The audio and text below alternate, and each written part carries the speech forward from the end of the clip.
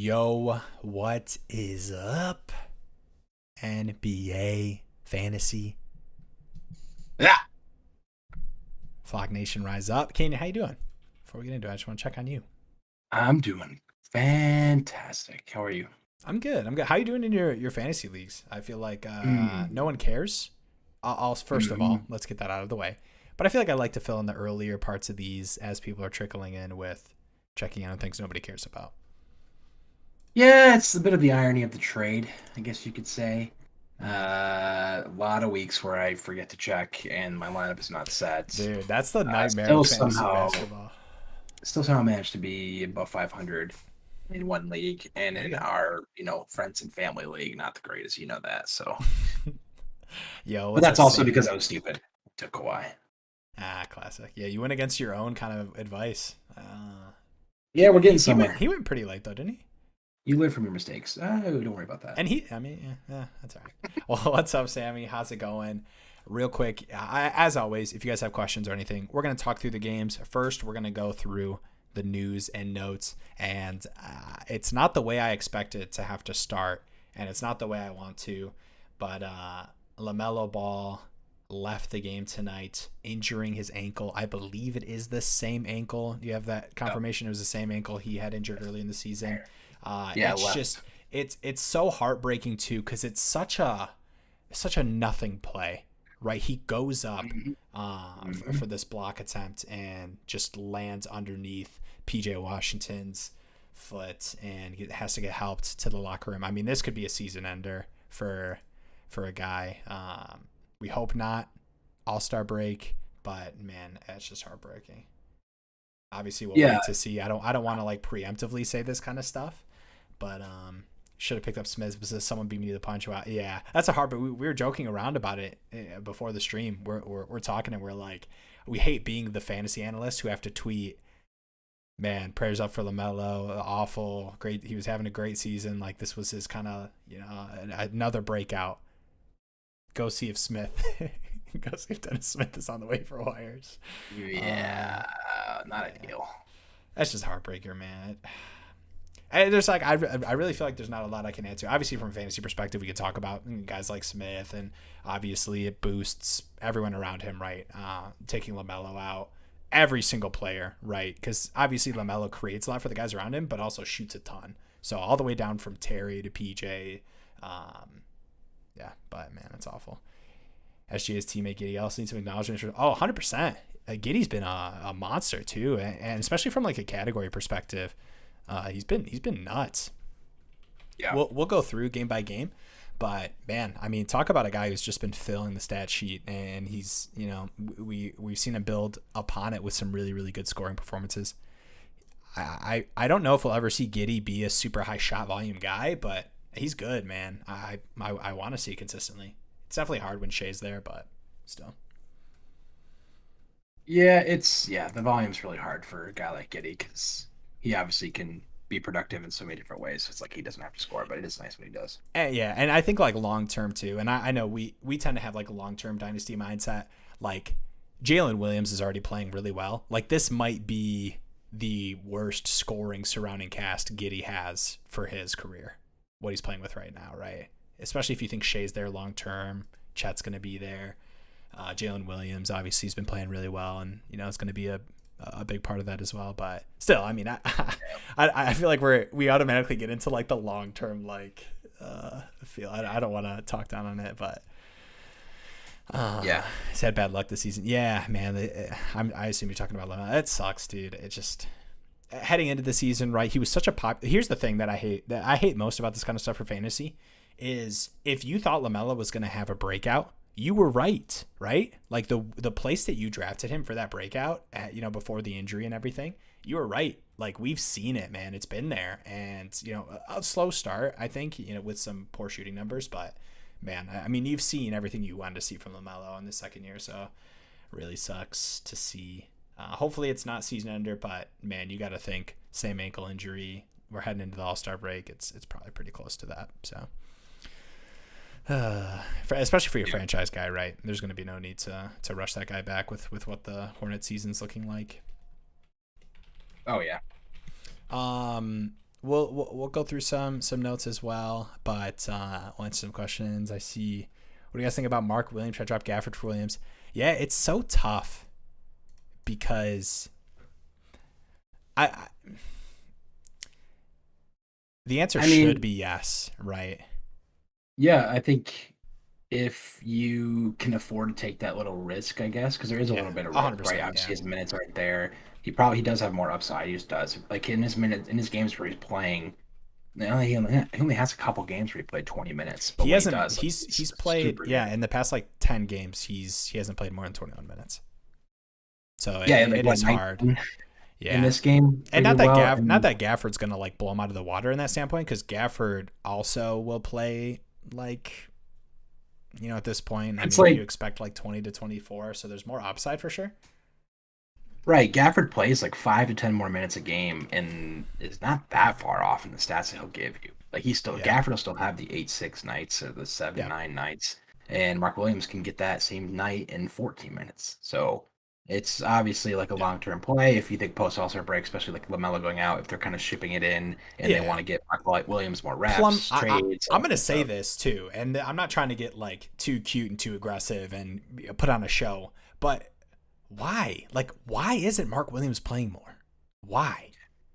How do you look at this team and not play, not eat into Mason Plumlee minutes more than you are right now? Like, why? Yeah, they probably just like the facilitative abilities of Plumlee. Plumlee's been good too. Like, I'm not even saying like he's been like pretty. I mean, like obviously like efficiency scoring is not really like a big whatever. He's not scoring a ton or anything, but he's been really Mhm. strong, and obviously the rebound numbers have been good. But like, I just think he should just play more. But I mean, I Yeah, get if you're trying to win games. I get thinking that Plumlee can do that right, more for you than Mark Williams as a right, rookie, but I just think he should be playing more. definitely. Yeah. Um, and I think we can do that as NBA guys, right? Guys who aren't in the league or coaches, we can all talk about what we think should be happening long term. But I mean, a lot of these guys are trying to win games. Obviously, they're not doing it Right. super If you well, think but about it from like a coaching standpoint, and it's like, okay, what's the best roster? Who's gonna give me the best chance of winning? Like, it's probably gonna be Mason Pauley more often than not. But I get like statistically and for the excitement, it's yeah, like let's get Mark Williams out there. But now at this point, right? If Lamelo's out and they're like, okay, I don't know about this. Let's just get our like this is the time now to get Mark Williams those reps and get him more experience for when you do eventually have to play him more, want to play him more. Then he's got to have a season of starting experience or playing against these tougher centers because yeah, if you're going to keep playing Plumlee and then in a year or two where it's like okay now we have LaMelo now we can make a run and now we play Mark Williams you'd rather play that Mark Williams that has had half a season of starting versus him then now being a first time starter and still getting kinks out and stuff so yeah. yeah it makes sense I can see both ways. For sure. As soon as Katie, what's up, Vincent? As soon as Katie went down, I traded him for Melo because I didn't want to take the risk on Melo's. It's a heartbreaker. This isn't the time for me to bring this up, but I can't call LaMelo Ball Melo. No, not at all. I can't do it. It's I'm and Carl. I'm not even trying to like call you out or anything. I think it's just like I mean contextually it Lamelo makes sense. deserves. I know, and Lamelo deserves a cool ass nickname. Like if Carmelo didn't exist, he should be Melo. Like that's a sick nickname. But Yeah, and I'm not even Jello. saying you're saying that or anything. You call him Jello. Jello, no, because then people are gonna think you're talking about another Ball brother. Jello or just like Jello ankles. All right, here's what we're gonna do, guys. We're gonna do the solo stream tonight. Just me. That's all good. Um, Just some banter. is Gobert drop? What's up, Hey, Iggy? come on, man. Is Gobert droppable in a 10-team head-to-head very competitive league? We stream every day. I pick up Claxton last week. We play 8 and bench 3. I mean, so whenever any of these kind of questions get asked for guys who should be rostered everywhere, I say like try to trade for like if you're streaming every day, I would try to like do some kind of package deal where you can package up. I understand that in a very competitive league, that's probably really hard to do, but when you're just dropping, like the thing that sucks most about dropping Gobert is you're letting him be streamed and picked up elsewhere. Right. And So held. yeah, for sure. And I Yeah. get like the injury is really frustrating too. Do you have any kind of like IL spot when he is like ruled out for games? I know it's not long term. Like he could play in this next one, but I know he's been disappointing. But man, it is 10 team, I guess. But man, he just gives you such a nice floor. Walker Kessler. You think? Wait, yeah. I wanted to victory lap Walker Kessler for a minute, dude. He's been such a Yeah. monster. Kessler feels, and in a different vein to what Mark Williams is doing right now. Kessler was a guy where we were like, per minute, dude is a dog. Like, gives you crazy block upside. Like, the rebounding numbers can be very good. And this Jazz team just doesn't have like big man presence, right? It's like Kelly Olynyk, Vanderbilt are like who's rounded out the bigs there with Kessler. Yeah. So like they needed him to play. And I stand by it that he should be playing big minutes already for this team. Like he's been very good. It's not like he's shooting a ton. He's not like an incredible defender, but they don't have much better. So Kessler and Fultz off waivers. Oh, that's really nice. Yeah, I was gonna offer him, people in the chat can answer this. This is just an interesting thing, and this might spiral into a whole nother conversation. But Yeah. injuries are just such an annoying thing. I mean, first of all, they're obviously an unfortunate thing if it's part of a sport, an athletic sport. But as a fantasy player, it's an annoying thing, obviously, because it happens so often. Yeah. And it's like, how do we do this as like a fantasy league? Like, are we just stashing people, dropping people? What if? How crazy and bad would it get if someone was out for a game? Say like if they're labeled GTD, if they're not IL eligible and they're out, if you could still play them and you just get their season average. Because then you're not like just streaming like crazy. Yeah, I think you're working towards a solution that we could get to. I don't know if that is it. Like I think a lot of what Sleeper does is interesting, right? Where you get to kind of pick the games.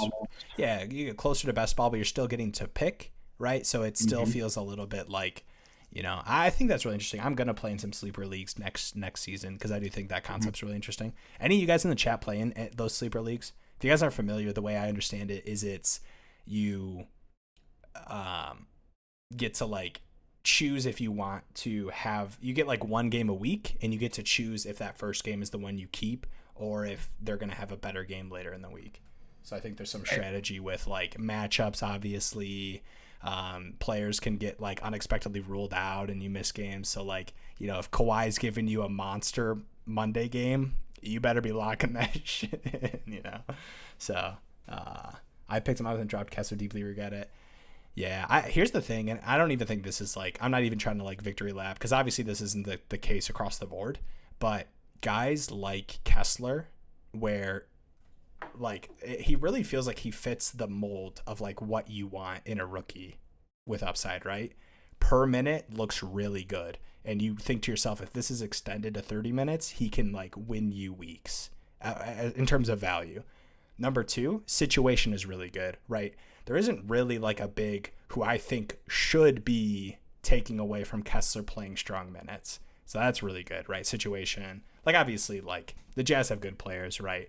But as far as like the five is concerned, Kessler should be playing a decent amount. Yeah. And then just like, in category leagues too. I mean, he gives you such unique upside. Like he's kind of just like, he's giving you like Gobert games, right? He's just giving you like crazy block, crazy rebound games, efficient scoring. Yep. It's just so nice. And you probably got him for free. Oh yeah. Well, at least you had the chance to. Right, yeah, if you have him. Should I hold Tyus Jones on a 12-team MCAT? I'm in 4th place. I was going to drop Jones and get Smith, but I snoozed. Yeah, I mean, I definitely would have tried to pick up Smith, obviously. I'd be curious, like, who else is on waivers? Like, who you would drop him for if you were making that move. Tyus Jones is, like, so interesting because, obviously, like, the no-Ja games are like Ja Jr. Not really, but you know what I'm saying? Like he gives you monster games, but he's not a guy. For me, Tyus Jones like falls in the category of a guy I would drop to play the waiver wire and try to win my week that way. Oh, Mark Williams or Caruso? Or Caruso over Tyus? None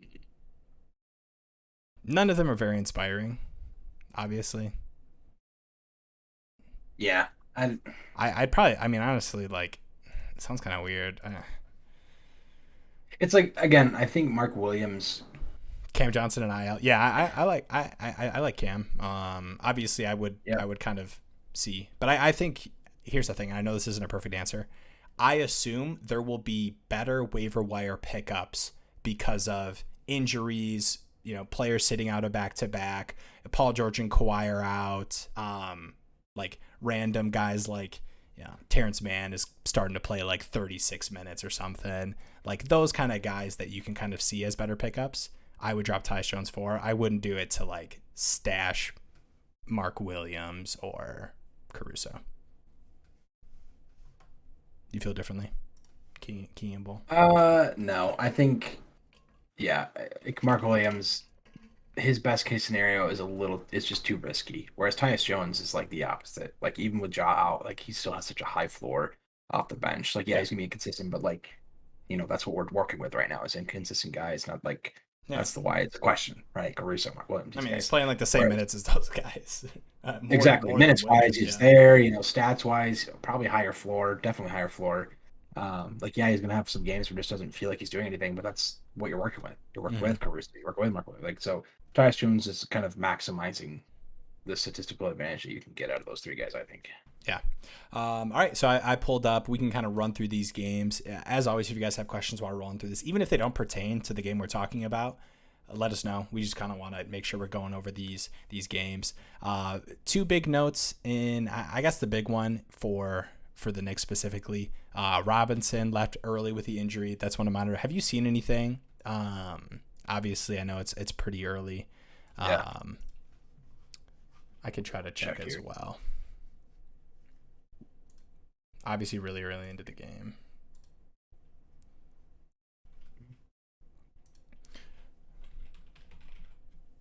I mean, left first quarter, didn't come back. Yeah, I knew that. So that's a little like, I mean, sprained right thumb. Yeah, this probably isn't super long term. I know Robinson's a guy who's like, I'm not gonna sit here and act like he's like a fantasy stud, but like, man, he's just one of those. Like, look at this. How many minutes did he play? 9. 4 defensive stats. Yeah. I mean, this is what he does. Like, that's just he's a goalie. Exactly. I love Robinson because in like in the Fantrax league, I have Mitchell Robinson. Someone dropped him early, and it's like a deep enough league where like he's a guy I'm holding like throughout the season. But it's so fun to like click his little like fantasy points game log, and he just looks like a second star player on a team from fantasy points, but it's just like 2 blocks, 2 steals, 4 blocks in a game or something. He's averaging 5 defensive stats a game over the last 3 games. 2.7 blocks, 2.3 steals. Awesome. Just unbelievable numbers. And for sure. Yeah, I mean, even in cat leagues, right? That's such a huge advantage still. Yeah. From a minutes perspective, it's kind of interesting, right? I know Hartenstein was kind of the cute story early on in the season, and when Mitchell Robinson missed sometimes, he's who we kind of talked about. But I don't think I don't think I feel as confident about that right now. Obviously, not at all. Obviously, they went pretty small for a lot of this game. Most minutes were with those 4, and then quickly as well rotationally. But Sims played 20 minutes. Hartenstein had his 12. So I think that's what concerns me the most is like not only like the trend that we've been seeing of Sims playing more and Hartenstein playing less, but like even in matchups like this where you'd feel like you'd want to get a guy like Hartenstein that can stretch the floor and bring KP out of the paint, do stuff like that tactically, and they're still just going with Sims, who isn't going to stretch the floor, and they're okay with that just because he's just that much better to them than Hartenstein. And I mean, Sims has been pretty solid, and Hartenstein has been not as great, but like when it fits tactically to put Hartenstein in, they're still giving Sims the nod, then you just know they like Sims better, and he's been playing better. So, should I start Cam Johnson to keep him or keep in the IL thoughts? These first game backs, I haven't seen any report. All I saw was Monty had came out and said that he was going to see action tomorrow, Thursday. But these first game backs are kind of scary off of like long-term injuries. And one, it's an injury thing, and two, it's like get your NBA game action legs back a little bit. Like we see it with a lot of guys, right? Like Wiggins return, he played 19 minutes in his first game, so it's a little scary. I would keep him in IL if you have like a comparable play, just for this first game for sure, and then you can kind of see like, oh, he stepped in, played 26 minutes immediately, like all reports are good, he had a good game, cool, I'll roll with him. But you have the opportunity to save yourself from the 17-minute rotational game. He only shot a couple times, Yeah. Yeah, I agree. I think typically, yeah, you can. It's not worth, adding him back after a long injury first game back just to drop someone that you could get some value out of or play instead. For sure. And then we can just kind of roll through this game here. Mitchell got hurt, yeah. Well, you said it was a sprained right thumb. Right thumb. Yeah. So I mean, this could be something that's I wouldn't anticipate this being like long term at all. No. But might miss a game or two. Yeah, probably. Next year, I mean, I think we talked about the big things for fantasy that kind of impact decisions you'll make from a waiver wire perspective. But yeah, a big game for Brunson, 32, 3 and 4, shot volume's really strong. Like disappointing Randall game, but he gets you 14 and 15. He's just been a monster on the boards this season, and I think past last 6 games, I think he's had 15 plus in every game. Crazy. Yeah, and especially too, like just the rotations and lineups they use, they're so willing to just have him play the 4 alongside whatever big, right? When you have like Brunson and you're playing guys like Quickly a decent amount too. Yeah. And Grimes, also, obviously. I mean, I don't know if we're going there yet, but shout out Kuzma, man. He's just continuing to be a baller. Let's do it. Dude, these Wizards guides for sure. I think, honestly, I hate saying it, but I'm a little surprised from a value perspective where you drafted guys. Beal has kind of been the disappointment for fantasy, right? Like where Kuzma went in drafts and where Porzingis went. And I'm not saying 100%. Yeah, a lot of it's injury based, but just as far as like, I think expectations, right? And that's incorporating injuries, which obviously you can't really predict. But man, Kuzma and Porzingis, they've both been so good, way better than I anticipated. And I even like these guys. Obviously, Porzingis has had pretty good injury luck this season. I'm knocking on wood. Don't worry, guys, as I say that. But yeah, both those guys have been really good. Yeah, and I expect Kuzma to still be really solid even with Beal back.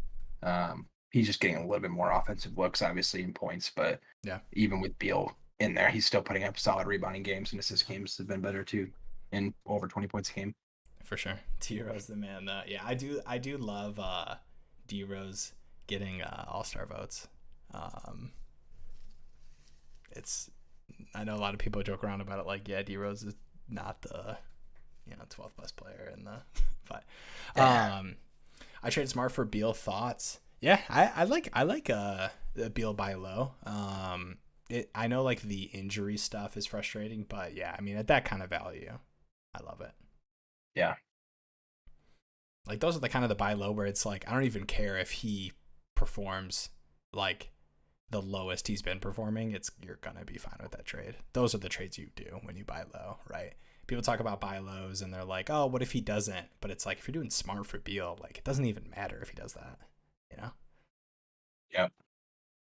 Should I put Mitchell in the IL plus and take Cam out? Yeah, I obviously kind of the way that your league operates with that. I know there's some like kind of weird differences between some leagues and everything, but if the guy's going to play and it helps you make a move, I think it's obviously more likely 100% that Robinson misses the next game since we know Cam is going to play.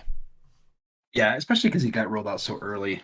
Like left the first and ruled out pretty quickly after that. So that's always a decent indication. Yep. I have Drew. Holidays are strong. I love Drew. Gosh, Drew's so good.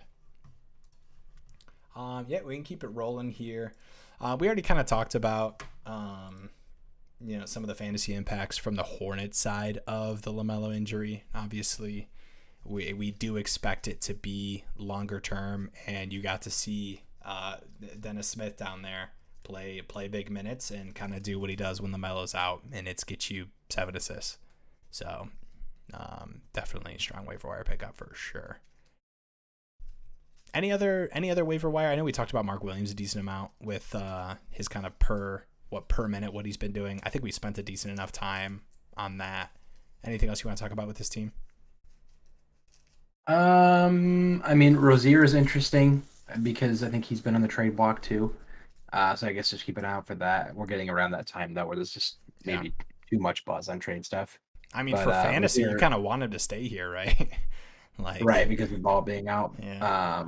But yeah, I don't know what the Hornets are going to do moving forward here. They got a lot of they have some young guys that they could use, and then are they just going to be like, all right, we're going to rest LaMelo, ship off Rozier, get a pick, and move on? Yeah. But do they do that already? I don't know.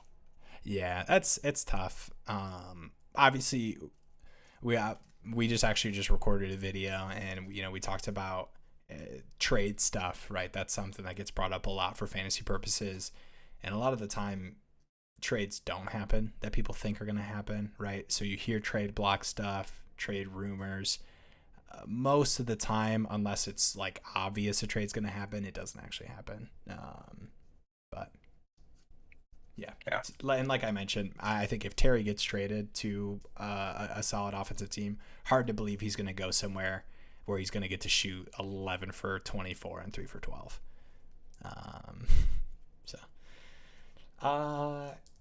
Yeah, Kelly's still hurt with the hand fracture. I believe he's still got a couple weeks. Kelly could be a post All-Star break kind of guy if this LaMelo injury is long term. So I think he's kind of interesting. If he was dropped and you're able to stash on the IL, I don't want to talk. I don't want to talk up Kelly Oubre. Okay, I trash him all the time with the shot selection, but I mean, if he's gonna play on a LaMelo list team with an opportunity of Terry getting moved, he might just have the opportunity to shoot a ton. What about Gordon Hayward? Yeah, does he make a resurgence finally? Maybe a lot of people have been down on him. Finally, he's been on maybe. the IL. A lot of people. Finally, maybe. All right, let's. I want to talk about, and I hate that I want to talk about Şengün, but I probably do have to mention monster game for Jalen Green. Monster game. We have to say it. We're Cade guys. I feel like we just naturally don't want Jalen Green to do well, but you got to give credit where credit's due. And 41, 5 and 7 on 16 and 21 shooting. Yeah, he's been a stud this year. Stud. For sure. But Şengün, must be nice to have 2 healthy legs. Yeah. Remember at the beginning of the season when he wasn't starting? Bruno Fernando was getting the start. Oh yeah. Whoa, what was happening there? I don't know. It's Steven Silas is getting a lot of flame. He's getting a lot of. There's a lot of trade buzz. How about a lot of losing your coaching job buzz? That's what he's. I'm a big Mavs guy. I like the Mavs. Obviously, because Luka and Silas is from there, but Silas is just not been good. There is, and it's a couple things. One, it's the the weird starting rotations. I swear there's a starting lineup the Rockets have once a week where I'm like, why? What are they doing? Why is Eric Gordon just consistently playing monster minutes when you have so many young guys and you're 10 and 35? You're 10 and 35. Eric Gordon should not be playing 30 plus minutes for this team. Yeah, it's such a exactly. It is funny. It's really funny. It's so many fun young guys too. It's Eason, just Tate. Yeah, Eric Gordon being there is just okay, you're playing a veteran amongst all these young guys. You guys just must be trying to create a winning culture. All this different you're not winning. Yeah. Unless that's what he wants is to learn from Eric Gordon on the court. I don't know. We can move on from that. Just give him a clipboard and put him on the bench. Yeah. Give him a polo. Give him a Rockets polo. I got offered Drew for my Brunson. Yeah, I mean, dude, I would try to honestly, if you got offered that, here's my thing, guys. You ready? if you get offered a trade, you already know they're willing to do that, right? Try to get a little bonus, right? If they're sending you an offer that's a 1-for-1, they like your guy more than they like their guy. Okay? They wouldn't be sending the offer if they didn't. So even if in your mind you're like, this is fair and I like it, for me, cool, I'll take it. Try to get that swap on the other side. Because I don't know, from a consistency standpoint, I know Brunson's been a monster, man, but I really like Drew. I did too. So, I mean, Drew's going to give you the same kind of blow up games that Brunson has, especially with these games that Middleton's out, you know? So that's kind of a trade thing, and that's in every format, right? Points, category, fantasy football. That's just the way it operates, right? And and that's why when I send out trade offers, I don't know if you're different, if you think this is kind of shameful, but I tend to lowball a little bit on my initial trade offer. Yeah. I try to do the thing where the counter is what I'll accept. I don't know if that's kind of shady, but I'm just dirtbag. All right, sorry. I'm trying to win a fantasy league. I'm not trying to make friends out here. Drew, sorry. No, you're good. Can the Rockets be an above 500 team next season? They have a lot of talent, ton of young, talented guys. I think the Rockets are in they're in a very similar. I don't know if you might disagree with me, and I know you don't want me to say this. I know Kane doesn't want to hear this. I already know you're gonna say. Just say it. I think they're like right with where the Pistons are at, as far as like young, talented guys that I like. Yeah, I mean, it makes sense. I don't think they're above 500 team next year, though. No. Pistons would be better than 10-35. Unless they make like an off-season move to get like a stud and a veteran that's not Eric Gordon. Like, no, there's just no way. Like the West. Yeah, it's just like, in 2 years, I think 2 or 3, and that's kind of the timeline I have for the Pistons as well, just with like Cade and Ivy and, you know, how good Jalen Durant's been already. 2 or 3 years is kind of the timeline I have in my mind of the Pistons being like a team that's competing for the play-in. I could see a similar thing for the Rockets being above 500, not a play-in team, but no, I like a lot of their young guys too, which is so tough. Because I think Jabari Smith, I still believe in his upside being like a really, really strong solid scorer. It'll be interesting to see what development's like for the team, especially when they're not playing young guys over Eric Gordon. But yeah, I mean, Jabari Smith is super young too. He's very raw too, compared to I know a lot. He gets the Banchero comparisons, right? Anytime players go like 1, 2, 3, like we knew Banchero was a more polished offensive player, and was like immediately going to have a better offensive impact than Jabari. But I would. Yeah, just to kind of wrap up what you're saying, I would agree. Like, it's going to take a couple years, but like above 500, you're saying like, are they going to be a 6 seed in the West next year? Pretty much. Because you'd have to be above 500 to be not only in the playoffs, but like a 6 seed probably. Like right now, the Mavs are barely above 500. It's a bad example because they just have like a star and a decent supporting cast. I mean, Jalen Green just went 41-7-5, but no. Don't you dare do that. But yeah, I like them for the future. Obviously, they have a ton of young studs, and they have like Ty in the G League who's dropping 50. So yeah, like not even mentioning dude. people. I know, dude. My thing, dude. Eric Gordon, you're playing the minutes that Grube is playing right now. We're bringing up Ty. Yeah, Ty, Tay, Eason. You guys are all playing 24 minutes a night. Like, yes, we're trying to win games. I'm sorry, Eric Gordon. Like, Eric Gordon is not the. Well, no, I'm saying that like the whole argument of like we don't want to play the young developmental guys. We want to win games. Eric Gordon's not winning you games. Like, I get it. He's not winning games either. Okay, you know what I'm saying though. I know he's a Buckeye, so that's why I'm saying. Buck the fuck eyes. Yeah. All right, next up here, we can go to your Dallas Mavericks, Canyon. Mm-hmm. Big Please, Al, the MVP of the year. Big Al for the Mavs. Will bet the Hawks money line. Let's go. Big L for the Mavs. He says, "All right, it's cool." I mean, 38-4. So we kind of, how much would you have to add? Like, we almost made the thumbnail and title Luka, and talked about him. Is he like untouchable as a fantasy asset? Like, are you even considering trades? Like, would you even consider trading Luka for a trade package that doesn't include like Joker or No, not Giannis? at all. No. Right. It has to be like Joker is like the other piece. Yeah. And then it's like if you're just talking about like a fantasy points format, it's I don't yeah. I think. mean, Do I people think realize how much better Luka's been than everyone else? It's actually kind of crazy. like on the court or in fantasy or just in general. You see what he pulled up today in too? Yeah. Oh my gosh, it's awesome. He's just how can you not love him, man? He's like let's see right here. This isn't updated obviously for like most recent games and everything, but he's over 4 points per game better in points leagues than Joel Embiid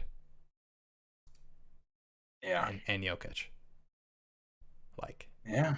that's per game is what we're talking. It's crazy. I mean, we could talk about how good Luka is till the cows come home. Christian Wood, solid game. I mean, this is like when the trade happened. This is what I honestly what I expected and what I wanted. But there was a lot of weird buzz early on. You remember when Christian Wood? It was like Jason Kidd. He's gonna be rotational guy. We're gonna see like 20-ish minutes. He's just like he just gives you too much offensive upside, like alongside Luka, for him not to play big minutes, especially when like, I mean, they had a lot of guys hurt tonight, but man, I mean, what are we playing like Dwight Powell and Cleaver and come on. Yeah.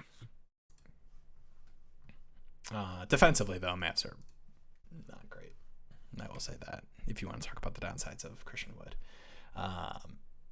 That was a solid game for Dinwiddie, though. I will say you like Dinwiddie more than me at a lot of points this season, and he's just kind of been he's been a pretty solid second guy. I know, obviously, no Hardaway tonight. We've had some good games from some of these guys, but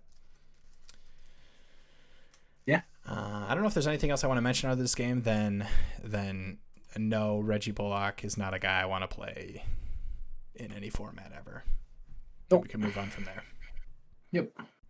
Monster game for DeJounte Murray, and a solid game from Collins, John Collins, who I know gets a lot of trade buzz.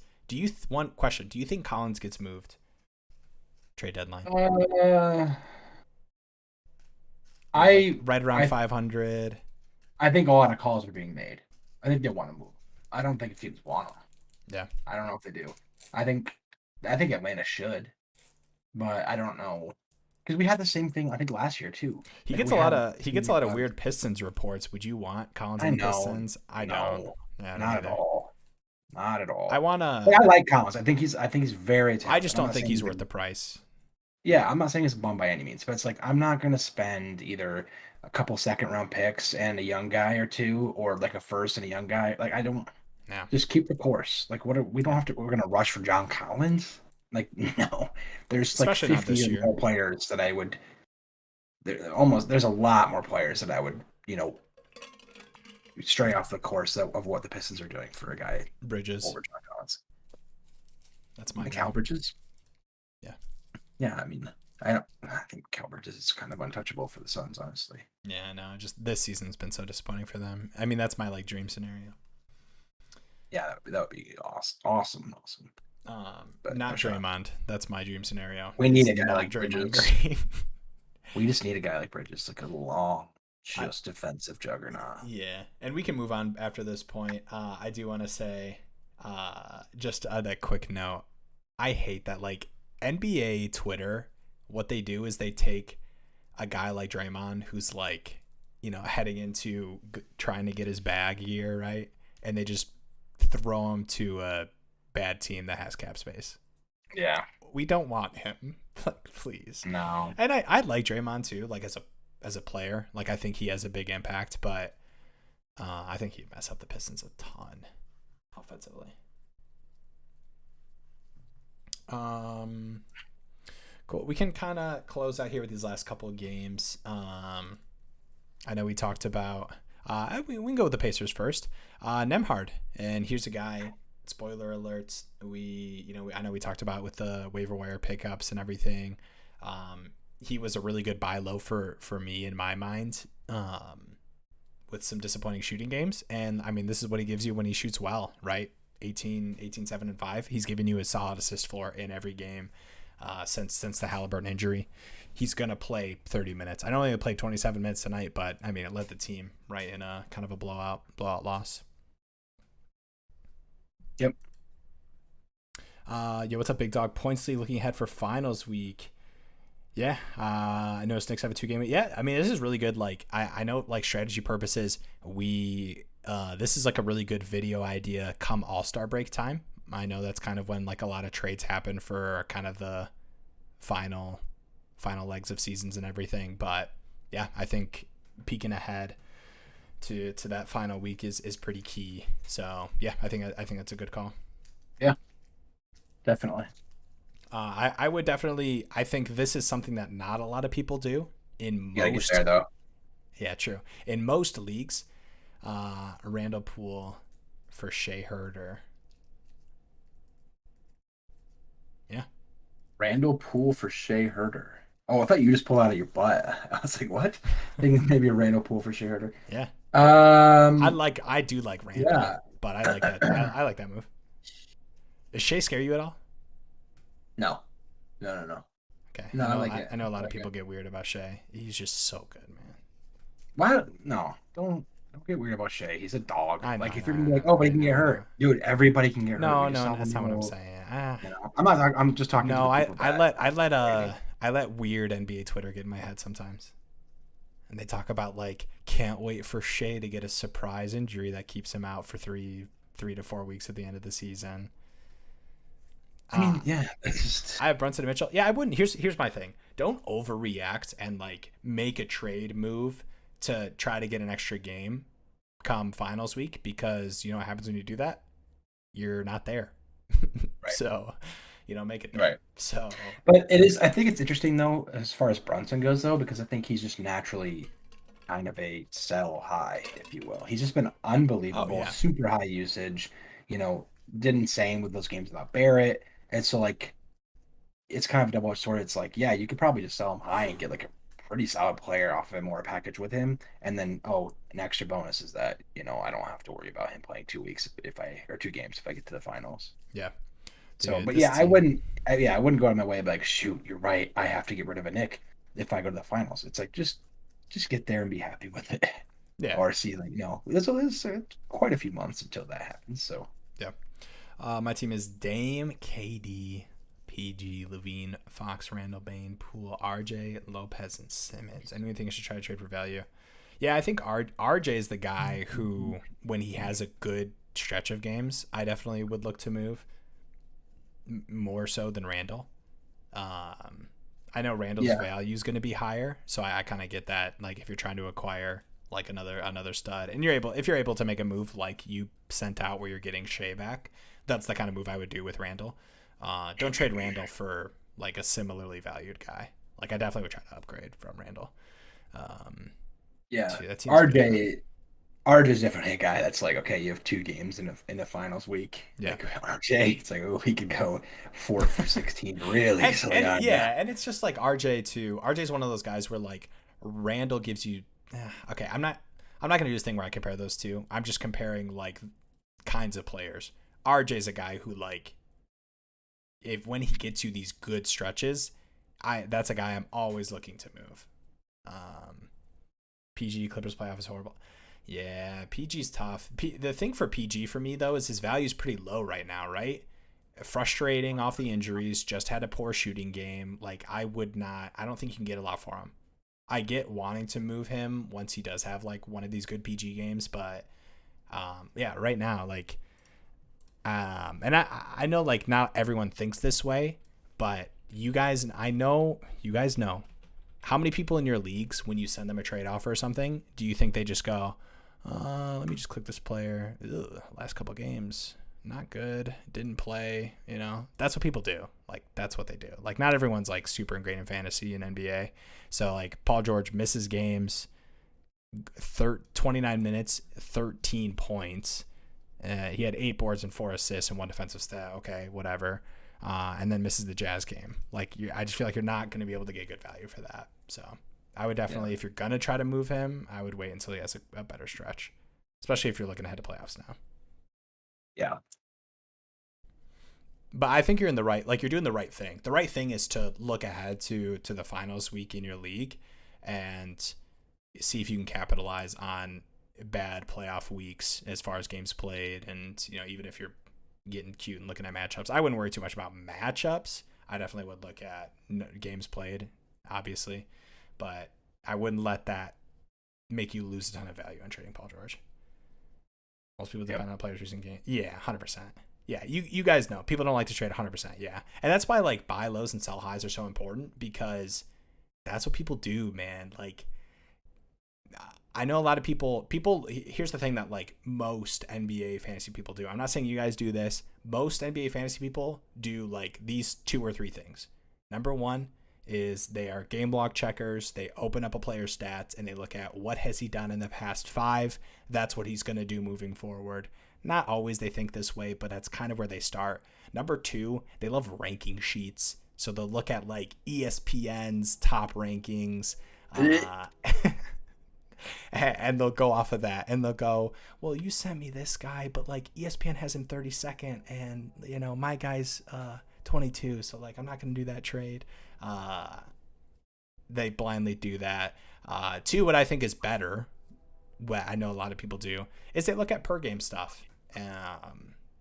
There's like some really good resources out there. Hashtag basketball is one where you can take a look at per game for like fantasy points leagues and categories as well. That's like the actual good thing to do.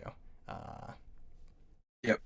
I already know I'm gonna like love this comment. I know Randall's a sell high, but realistically he is a beast in points leagues. Don't like the idea of sending him off. But if I get a good offer, I have to. Yeah. I think you said it perfectly. Like he's not gonna give you the rest of the season. He's not gonna give you 15 plus rebound games like he has in the past 6. But man, he's been so good. The scoring's been good, even when Brunson and Barrett have both been there. Rebounding numbers have been really strong. He's just got such a high floor, and I didn't expect that with. I mean, how many of you guys expected for him to average what he's averaging with Brunson added to this team? I didn't see that. You saw it? Nah, Kenyon saw it. Damn. I mean, not this good, but like we did talk about it before the season started. I have him on teams. Like I have him on the Locked On Fantasy Bowl team. He's been kind of carrying me to top of the division.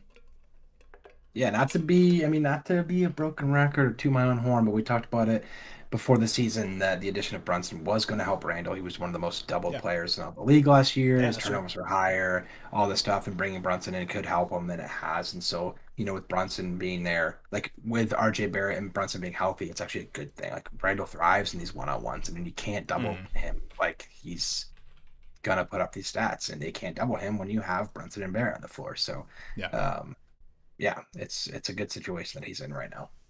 I pretty much sent Kyrie for Randall, which I would go back and personally do tonight. I know I could flip around. Yeah, I get that. I think Kyrie's going to be really good for this stretch without KD, but I mean Randall's been close to what probably Kyrie's going to give you too. So I don't hate that at all, especially when you can flip him. What do you guys think about Horford? Yeah, Horford's kind of like he's the perfect like best guy on the waiver wire. Like it's going to be inconsistent. He might totally disappoint you, or he might give you like good defensive stat game and he had a high scoring game with decent rebounds, but yeah. Horford's tough. I can't like push for him to be like a must hold player. Right. I can't even. Yeah, no.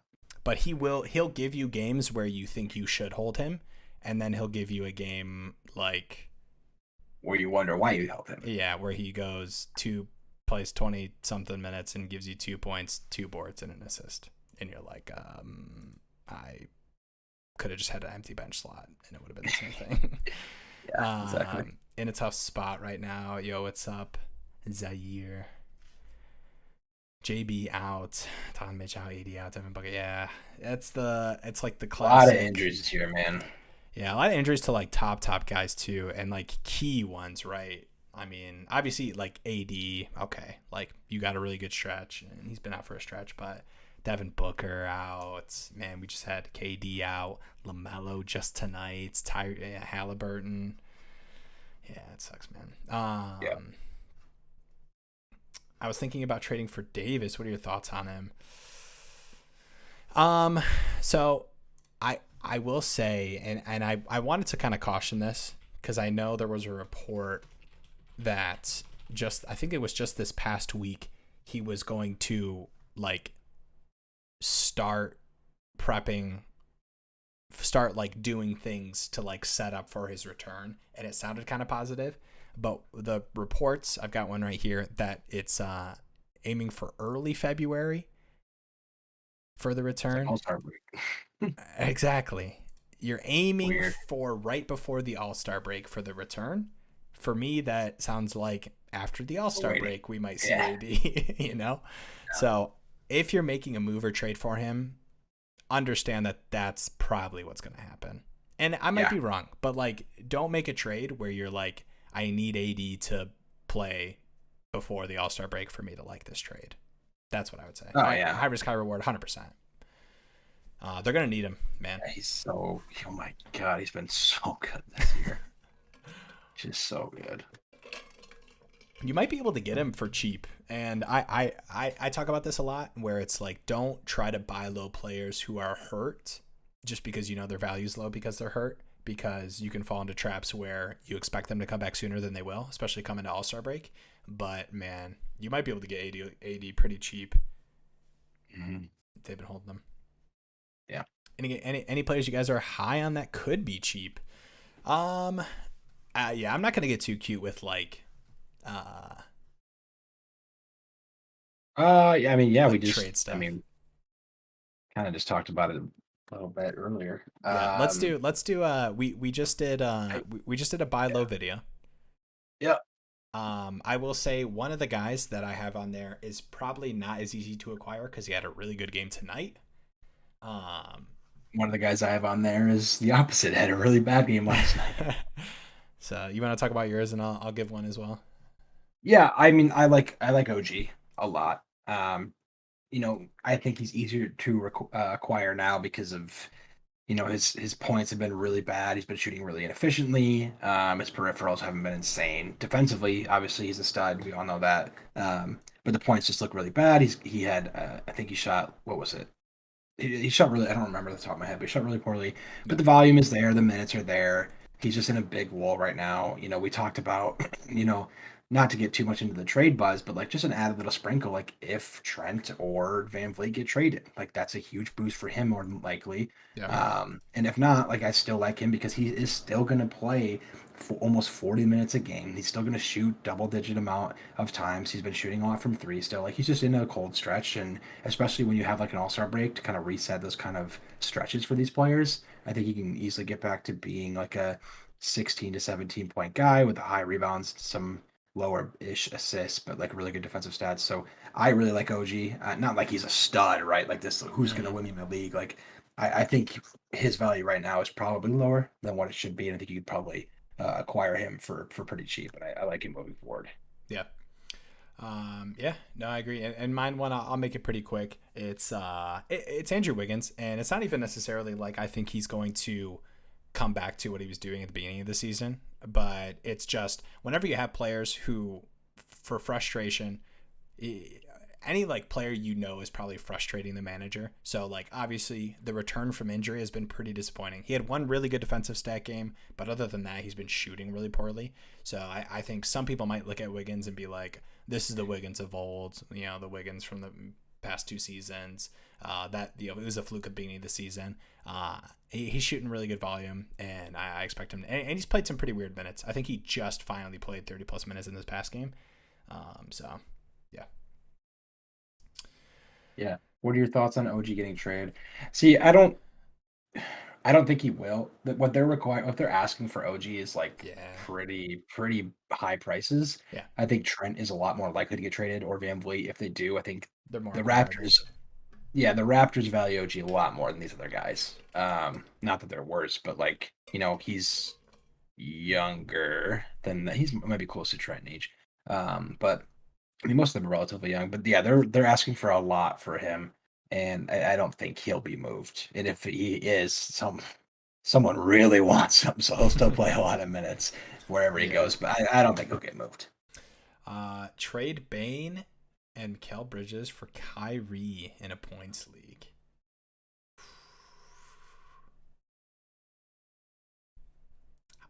Trade Bane and McHale for Kyrie. How many? So it's points league. How many teams? I don't know how much that would impact your decision, but I think it's worth considering with your answer. I'm high on Bane, dude. I love Bane too. That's what makes it kind of tough because Bridge is going to be 12 man. Man, Bridge is just going to give you like, I know when like Book comes back, you're not going to get these Bridges games as much, but dude, he's been giving you such good games. I And kind of like it. whenever you're getting like two good players, Yeah, wait, what side? You like I the kind of Bridges like side? Bridges and Bane. Yeah, Yeah. I mean, you're just getting two pretty solid, consistent studs. And Kyrie, like, yeah, he can pop off for his games here and there, but like on Kyrie's normal nights, like it's not that far off from what Like like I'm gonna be President honest. Bane's doing right now. Yeah, I'm gonna be totally honest. There's a world where like the difference between Bridges for the time Book's out and Kyrie for the time KD's out, their like per game is like not insanely off. Just with these boom games that Bridges can give you, and he could just fill the stat sheet pretty well. Obviously defensive stats as well in a points league. So I think it's pretty fair because I think Kyrie is the best player in that deal. I still like confidently believe that, obviously. Oh yeah, But I like those two guys, especially in a 12 team. Like if you were like it's an 8 man or something. I know a lot of people play in like really shallow leagues. Typically, it's like all right, just best player because the rest of your team's so good. But yeah. I mean, you're getting like two top 60 guys for a top 30 guy. yeah, um, So yeah. Keep three, cut three centers in sleeper format. Okay, we talked about sleeper format as well. If you guys aren't familiar, we talked about at the beginning. That's the kind of like, you can pick the first game or rest of the week. Plumlee, Val, Brooke Lopez, Kessler, Zoo have way too many centers. Tried floating out trades. No one's interested. Yeah, that's my cop out answer that I wanted to give. oh, keep three, cut two. Keep two, cut three. Keep. Only five there, right? Plumlee, Val, Oh, Brooke, he said Kessler, and and keep two, cut two. Collins last one, and then says Mitchell Robinson, but I'm assuming he's just cuttable. Oh, Yeah, if you can't stash any kind of like IL with Robinson, it's only going to be a game or two. It is.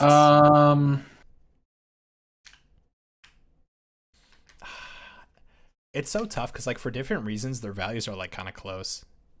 And it is a sleeper league. You do have to kind of consider that. yeah. So it's like who can pop off for the bigger games. Dude, Kessler. I really want to So keep Kessler in a sleeper league. yeah, is that getting too cute though? I know it might be, dude. He gets 7 blocks against the Magic, 6 against the Grizzlies. Do you know how many fantasy points 7 blocks is? Sorry, maybe I'm getting too cute. It's just like I like the minutes too. I mean, past 5 he's played 30, 27, 32, 31, 26. I'll keep.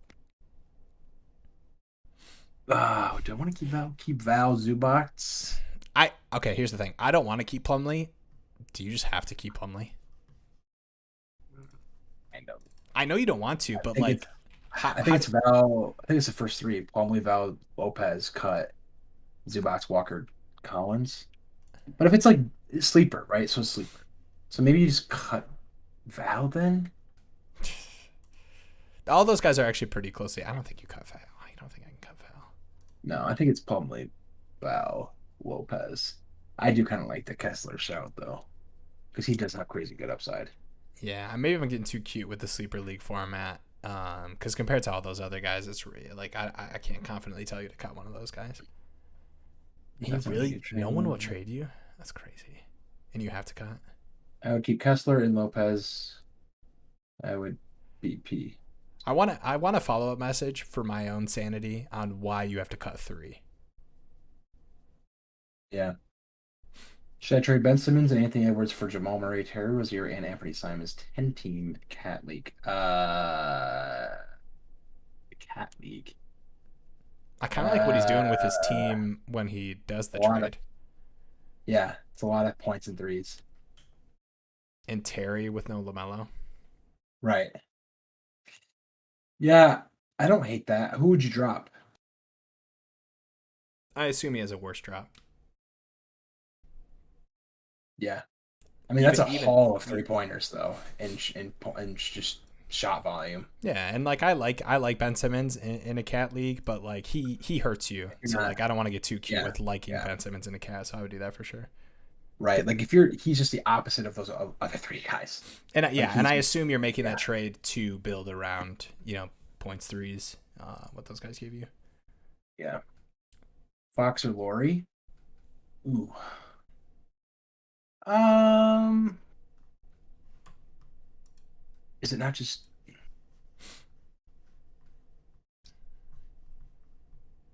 We talking points?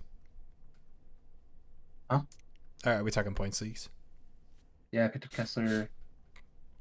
I would imagine so. I'd probably go. They're really close. I mean, they're neck and neck. They're 32-34 in fantasy points per game. I'd probably go In the format Fox. scoring I do. I'm gonna go Fox because I think they're close right now, but I think Fox still has. I think Fox can continue to be better and put up better stats. Yeah. I think Laurie is like pushing it, like he's just peaking, right? Yeah, and And so you're not even saying that Laurie's going to disappoint like rest of the season or no, anything, but yeah, I no, think I agree. I think consistency wise, these guys are so neck and neck. Just give me the guy that I know for sure is going to do his thing. yeah, give me Fox. Yeah, I picked up Kessler and McConnell. That's super nice. Oh yeah, those are two studs. Jokic or Embiid? Hmm. I mean, depends on. I mean, if you're talking points leagues, I think closer to. I think I'd actually go Jokic if you're talking I points leagues. Just I more games played. yeah. Assists are up. The health, yeah, the health is kind of the like nod and like I mean, Yeah. they're both going to give you monster blow up games. I know Jokic has been a little bit more like disappointing. I say that in quotation marks, just from a standpoint of like scoring, because that's like obviously filled in by really good peripheral stats. I would drop Mitchell Robinson. Yeah, I think that's fine. Even though I do like No him. keeper. Laura question mark. Yeah, I mean Laura, it's close. It's very close. But I think Fox Oh, is okay. a higher ability to bring it to the Oh next level. yeah, I love your centers too. Yeah, Bam Shingun. Yeah, could keep Forrest and Jimmy Sanders. Yeah. I have to keep for it. Oh, I Oh see. Yeah, yeah, it sucks, man. that's a Durant, tough Middleton, spot to be in. You guys think flexibility. Levine Yeah, is so high at all? I agree. That's good. Good call. Yeah, I think. And here's kind of a little thing I do want to call out. I know it's Yeah. so heartbreaking and nerve wracking to have to drop a good player. But Oh yeah. for fantasy, if you're not dropping the worst player on your team to like play waivers and maximize your team's potential, you're probably behind. Yeah. Sleeper's a little funky. I'm gonna be honest. I don't play the sleeper leagues, so I'm not gonna pretend that I'm an expert in that format. But I know a lot of people play traditional points category. Your ESPN, Yahoo, Fantrax, whatever you guys play on. You need to be dropping the worst player in your team to fill your weeks out. Yeah. Guessing Levine is to sell high at all. Yeah, I think like any of the guys that like have these kind of like performances, right? Like, I'll pull this up. And DeRozan should be back pretty soon. Yeah.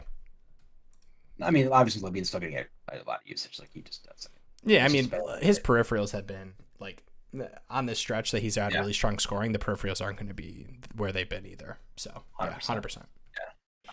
Painful to drop one of those guys, yeah. But I want you to know when you do it, you're doing the right thing. Okay. Because you exhausted. I tried to trade. I tried to make moves for my guys that shouldn't be on waivers. No one will take the trade. So, yeah. Sometimes you just got to bite the bullet and do what's best for your team. 90 sleeper point. Oh, yeah, the 29 board game. Oh, yeah. I remember that. That's funny. Does nothing sense. Yeah. I guess it kind of depends, like how much does consistency matter for you too? I guess in your making your decision with how stacked your centers are, right? You're gonna have like good center games, right? So does consistency matter for you when making the decision by like dropping a guy like Kessler? That would be the only thing I would want you to consider. He's one of those guys where I just do not like owning. Streaky player. Oh yeah, that's why we trash guys like Van Vliet so much, and people talk to us about like, oh, he's like buy low window closed on Fred Van Vliet. It's like the buy low sell high window on Van Vliet it alternates every game. Yeah. So like it's just yeah, and I totally agree. Those are guys I don't want to roster. Any closing questions? I have to blow my nose really bad. I don't want to do it on stream. I just don't have any tissues. I don't want to leave the stream to Canyon, guys. Trust me, you don't want the Canyon to run the stream. Mainly because I don't have a scene set up in OBS that will give it to just Canyon. So. Oh. Nah, you don't want me. You don't want to know what I'm capable of when I have the stage to myself. Jeez. Thanks, guys. Hey, appreciate it. Thank you, BP. Appreciate y'all. Hey, appreciate you too. Thank you. So you guys would hold Tyus Jones? Yeah, I believe the options you were talking about, like Caruso or Mark Williams. In that case, yes. But if Tyus Jones is your worst player, I would just say definitely try to like stay up on. And I'm sure you do this, but I'm just speaking generally. I'm not just talking to you, Sammy. I'm talking to people in general. Like those may be the best players on your waivers, but better players do appear on waivers because of situations, right? You know, Paul George and Kawhi are out. This guy's resting a back-to-back. This guy's going to have randomly a bunch of usage because like two guys are hurt. So, yeah, in that specific situation, if you have to play or hold Tyus Jones versus Al Caruso or Mark Williams, sure. But Bane or OG, are you still Bane there? I know you like OG, but yeah, I'm still Bane. Yeah. All right, appreciate you guys. Much love. Oh, real quick, one to this last one. What's up, Manny? Appreciate you hanging out in the chat. I'm 8-4. I have Curry, Kyrie, Durant, Garland, Jalen Green, Jeremy Grant's my top players. Who should I trade? Yeah, I mean Jalen Green. That's an obvious answer. Whenever you get a game like this, he's gonna give you these kind of blow up games. It's such an obvious thing, right? Like I don't want to like get too. Yeah, I don't love Ingles. Ingles will give you like good games, and I know he can be kind of appealing because Middleton's going to be out, but he's not gonna offer consistency. He's just what a lot of those other guys are going to be, right? Like a Grayson Allen or Connaughton, where he like is going to give you some decent scoring games out of nowhere, but nothing gets better peripherals though. Yeah, for sure. Oh yeah, I just mean like in terms of consistency, like those guys randomly give you a good game or whatever. Also, I'm looking forward to the next live. Hey, appreciate you guys. Thank you guys so much. I will say, real quick, I know the fantasy uploads for the channel have been a little consistent. We are definitely post-holiday buckling down. We're excited for some content leading up to All-Star break and through All-Star break as well. We're going to start doing some dynasty stuff, probably closer towards end of the season. We're definitely interested in that. This off season, we're going to try to do some dynasty stuff as well. Let us know if you guys are interested in that. And if you guys aren't on Underdog Fantasy player props, not just player props, we did some best ball drafts heading in season. I love doing best ball stuff. They've got NFL playoffs. They're doing some promos as well. 100% deposit match up to $100. Come on, guys. We got to shell out here. Links in the description. Code Canyon. Appreciate you guys. Like and subscribe. Check in on your friend you haven't talked to in a minute. See how they're doing. Grab your nephew's iPad. Subscribe on your nephew's iPad. Call your mom or mom equivalent and tell her you love her or him or them. Yep. Appreciate it. Much love. Follow me on Twitter. See you guys. Me too. Put me first. You did have a good tweet recently. I'll give you that. Thanks, man. All right.